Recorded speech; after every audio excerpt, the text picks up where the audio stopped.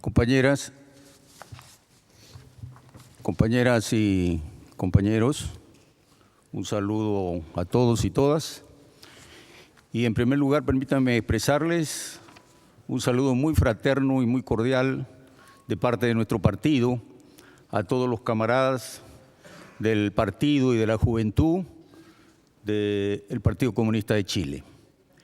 Al celebrar este centenario de su fundación, realmente es para América Latina y para los comunistas de este continente un gran acontecimiento, porque sin duda el Partido Comunista de Chile significa un referente que ha servido siempre de guía y de un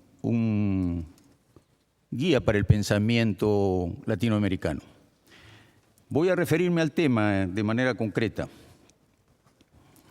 Ustedes saben que la teoría de la lucha de clases es para Marx un instrumento fundamental, tanto para su filosofía como para la economía política, para la interpretación de la historia y para la concepción de la cultura.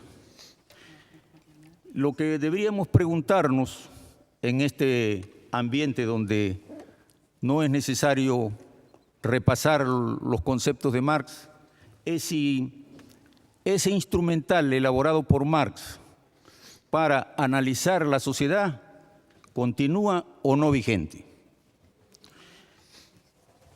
Marx dijo de la lucha de clases lo siguiente: la lucha de clases debe ser interpretada desde un punto de vista materialista, porque se funda en un estudio objetivo de las clases y sus relaciones económicas. Pero dijo también que la lucha de clases tiene un carácter dialéctico, porque toma en cuenta la totalidad de las diversas clases y capas, sus acciones recíprocas en una sociedad dada, tiene en cuenta el grado de desarrollo de cada una de las fuerzas sociales en cada momento, y además las relaciones entre esa sociedad y el conjunto de las otras sociedades, es decir, el contexto internacional. Dos conceptos fundamentales, dos enfoques de la lucha de clases. Una concepción materialista de la lucha de clases, es decir, esta surge de la realidad concreta. Y una concepción dialéctica, no es estática, es dinámica, va cambiando. Una primera conclusión que podríamos sacar es que desde ese enfoque marxista de la lucha de clases, esta no puede mantenerse en los términos de la época de Marx, de 1847, cuando él estudió la lucha de clases en Francia, o cuando estudió las revoluciones que estaban ocurriendo en ese entonces, en la primera mitad del siglo XIX, en el continente europeo. Es la lucha de clases un concepto que va cambiando conforme a la realidad. Si eso es así, preguntémonos, ¿qué es lo que ha cambiado en el enfoque marxista de la lucha de clases? Evidentemente la realidad ha cambiado radicalmente. Las fuerzas productivas han cambiado de manera sustancial. No solamente ha cambiado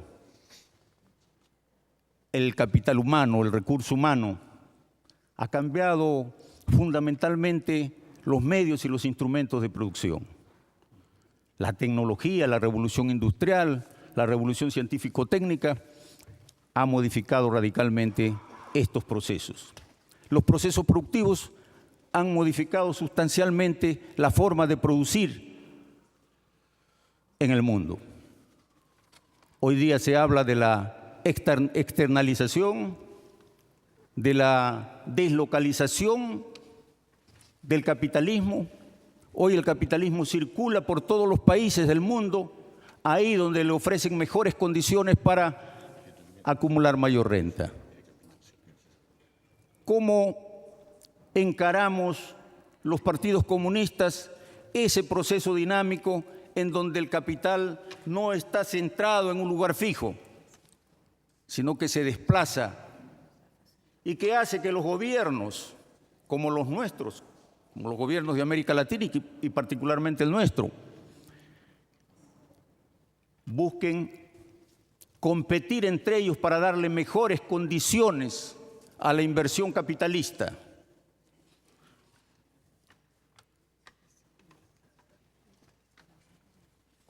Particularmente el gobierno anterior que tuvimos en nuestro país señaló como política económica que el crecimiento económico era necesario, acumular riqueza para después distribuirla sobre la base de la inversión externa, y que para que venga la inversión externa y se pueda generar trabajo, empleo, etcétera, y poder mejorar la capacidad adquisitiva de los trabajadores, había que darle al capital 3 condiciones básicas. La primera condición, reducir los derechos de los trabajadores. Una política que nosotros en el Perú le hemos denominado la política del cholo barato. Es decir, menos ingresos para los trabajadores, para hacer más atractivo la inversión del capital. Hoy día el capital circula en el mundo buscando dónde la mano de obra cuesta más barata. Segunda condición, reducir las normas de protección del medio ambiente. Permitir la extracción de nuestros recursos en cualquier condición. Destrucción del medio ambiente, etc. Y tercera condición, garantizarles estabilidad jurídica y, en segundo lugar, garantizarles el menor pago de impuestos, es decir, granjerías. Sobre esa base, sobre esos 3 elementos, se promueve la inversión y tenemos un crecimiento económico en el Perú de 6% en los últimos 10 años en promedio. Sin embargo, eso no se refleja en la sociedad. Tenemos una alta conflictividad social, tenemos una sociedad efervescente que está permanentemente luchando en un escenario económico en donde el capital crece. Compañeros, la lucha de clases ahí está totalmente viviente en el terreno económico, cuando tenemos que combatir esas tesis económicas que buscan primero acumular capital, primero acumular riqueza para después distribuirla. ¿Cuánto se distribuye? Segundo, proteger el medio ambiente. Hoy día la lucha de clases no solo se da en el terreno de las relaciones capital-trabajo. Evidentemente han surgido nuevas esferas que tienen transversalidad, horizontalidad, como es, por ejemplo, el problema del calentamiento global, que compromete a todas las clases sociales, a toda la humanidad en su conjunto. Y tercero, tenemos la necesidad de garantizar desarrollo sostenible. ¿Y cómo garantizar desarrollo sostenible? Un desarrollo que tenga crecimiento y distribución de la riqueza, si no es cambiando esas políticas económicas, y para ello necesitamos instrumentos que realmente nos permitan. Eso nos lleva a un planteamiento concreto. ¿Cómo buscar que esa conflictividad social, que esa lucha de clases que se está dando en el terreno económico, ideológico, político, etcétera, cómo lo articulamos en un solo frente? Y aquí viene la teoría del frente único que desarrolló Mariátegui aquí en América Latina, recogiendo las ideas de Gramsci, recogiendo las ideas de Dimitrov, etc. Ustedes saben que Marx tuvo una posición clara, fue el primero en reconocer el papel revolucionario de la clase obrera.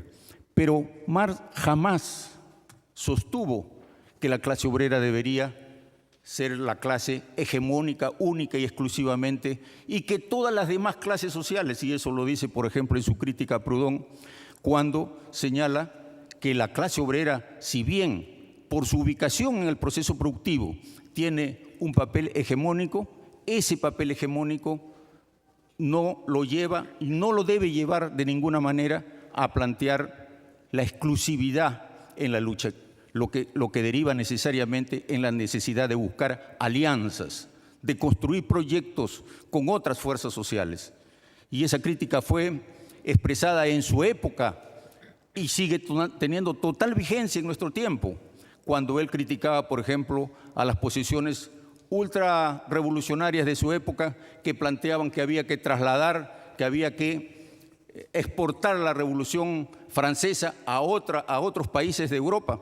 Y él se oponía diciendo de que el desarrollo de las clases sociales en todos los países no era igual. Decía, por ejemplo, en relación a Francia.